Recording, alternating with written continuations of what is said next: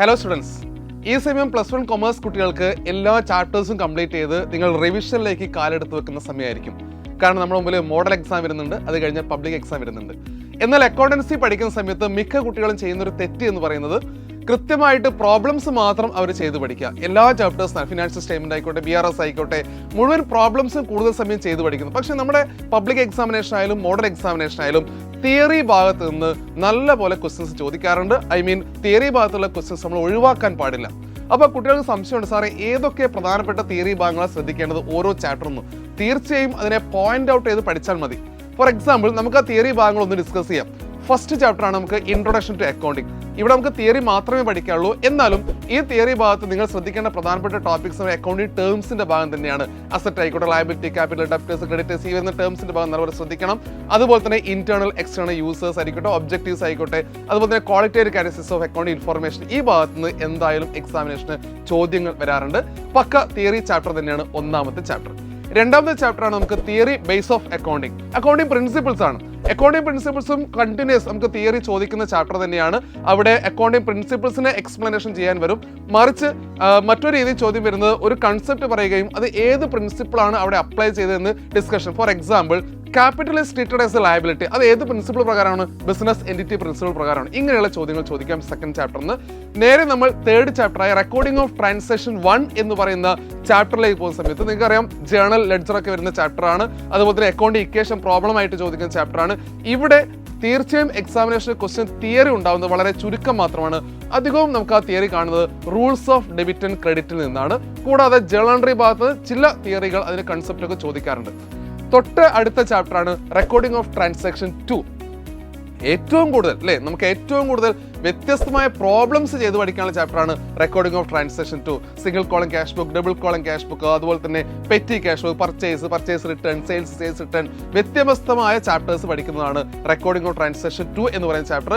ഇവിടെയും തിയറിക്ക് ഇമ്പോർട്ടൻസ് ഉണ്ട്. അതായത് ഏതെങ്കിലും സോഴ്സ് ഡോക്യുമെന്റ് ആവാം. പർച്ചേസ് റിട്ടേൺ സമയത്ത് ഏത് സോഴ്സ് ഡോക്യുമെന്റ് ആണ്? ഡെബിറ്റ് നോട്ട് പോലെ ഏതെങ്കിലും സോഴ്സ് ഡോക്യുമെന്റ് ആവാം. അല്ലെങ്കിൽ contra entry, what you mean by contra entry, ഈ ഭാഗത്ത് നിന്നൊക്കെ ചെറിയ ഒരു തിയറി ക്വസ്റ്റൻസ് ചോദിക്കാറുണ്ട്.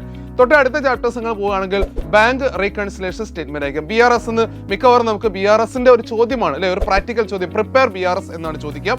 അവിടെ നമുക്ക് തിയറി ചോദിക്കുന്നത് 1 മാർക്കിന്റെ തിയറി മാത്രമേ പ്രതീക്ഷിക്കുന്നുള്ളൂ. അതായത് BRS ആര് പ്രിപ്പയർ ചെയ്യുന്നുള്ളതൊക്കെ. കൂടാതെ ഏതെങ്കിലും ഒരു കോസ് തന്നുകൊണ്ട് കോസ് എക്സാമിന് ചോദിച്ചേക്കാം. ഏതെങ്കിലും ഒരു 4 കോസ് എഴുതാൻ വേണ്ടി, അതായത് ഡിഫറൻസ് വരാനുള്ള കോസ് ചോദിച്ചേക്കാം. അല്ലെങ്കിൽ ഇന്ന കോസിന് എക്സാമ്പിൾ ഏതൊക്കെയാണ് ചോദിച്ചേക്കാം. അത്തരത്തിൽ BRSും ഒന്ന് കരുതിയിരിക്കണം തിയറി ഭാഗത്ത്. തൊട്ട് അടുത്ത ചാപ്റ്റർ ഒരുപക്ഷെ നിങ്ങൾ പഠിച്ചിട്ടുണ്ടാവുക trial balance and rectification of errors ആണ്. തീർച്ചയായും ട്രയൽ ബാലൻസിനെ കുറിച്ചുള്ള ചോദ്യവും റെക്ടിഫിക്കേഷനെ കുറിച്ചുള്ള ചോദ്യവും എൻട്രികൾ എഴുതാൻ വേണ്ടിയാണ് പ്രാക്ടിക്കലി ചോദിക്കുക. തിയറി ആണെങ്കിൽ തന്നെ നമുക്ക് ചോദിക്കാനുള്ളത് എറേഴ്സിനെ കുറിച്ചും ടൈപ്സ് ഓഫ് എറേഴ്സിനെ കുറിച്ചായിരിക്കും. Errors of omission, commission, compensating, errors of principle എന്ന് പറയുന്ന ടൈപ്സ് ഓഫ് എറേഴ്സിനെ കുറിച്ചായിരിക്കും. പിന്നീട് ഒരുപക്ഷെ നിങ്ങൾ പഠിച്ചിട്ടുള്ള ഡിപ്രീസിയേഷൻ ചാപ്റ്റർ ആയിരിക്കും.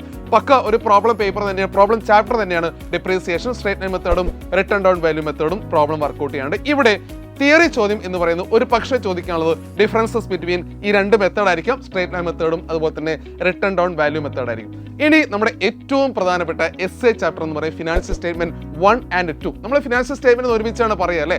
അപ്പോൾ അവിടെ നിങ്ങൾ ചെയ്ത് പഠിക്കാൻ ട്രേഡിംഗ് അക്കൗണ്ടും പ്രോഫിറ്റ് ലോസ് അക്കൗണ്ടും ബാലൻസ് ഷീറ്റും ഒക്കെ എസ്എ കണ്ടിന്യൂസ് ആയി ചെയ്ത് പഠിക്കുന്ന കുട്ടികളായിരിക്കും. ഈ ഭാഗത്തുനിന്ന് തിയറി ചോദിക്കാറുണ്ട്. വളരെ ചുരുക്കം തിയറി മാത്രമേ അവിടെ നിന്ന് ചോദിക്കാറുള്ളൂ.